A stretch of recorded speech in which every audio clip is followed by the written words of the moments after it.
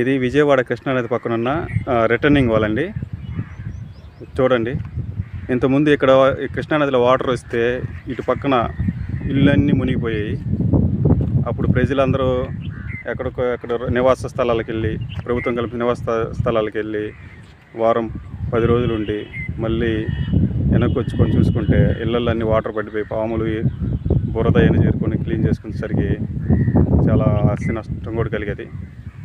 ఇప్పుడు జగనన్న ప్రభుత్వంలో పక్కన కృష్ణానది పక్కన మొత్తం రిటర్నింగ్ వాల్ కట్టించారు. అలాగే రిటర్నింగ్ వాల్ మీద వాకింగ్ ట్రాక్ లాగా అందంగా లైటింగ్ పూల చెట్లతో వేసి సాయంత్రం కానీ మార్నింగ్ కానీ ఇక్కడ ఉన్న ప్రజలు వాకింగ్ చేసుకోవడానికి సౌకర్యం ఉంది. ఇక్కడ చుట్టుపక్కల ఉన్న ఇళ్ళని రిటర్నింగ్ వాల్ పక్కన కరకట్ట పక్కన ఉన్న వాళ్ళ ఇళ్ళందరికీ వాల్ లాగా ఉన్నారు.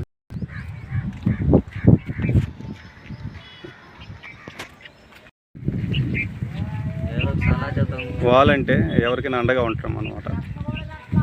జగనన్న ఎప్పుడు రాష్ట్ర ప్రజలకి ఎప్పుడు వాల్ లాగానే ఉంటారు, పెద్ద వాల్ లాగానే ఉంటారు. ఏ కష్టం వచ్చినా కానీ అండగానే ఉంటారు. పేదవారికి ఎప్పుడు ముందుగా అండగానే ఉంటూ పేదవారికి నేనున్నానని భరోసా కల్పించే జగనన్న ప్రభుత్వంలో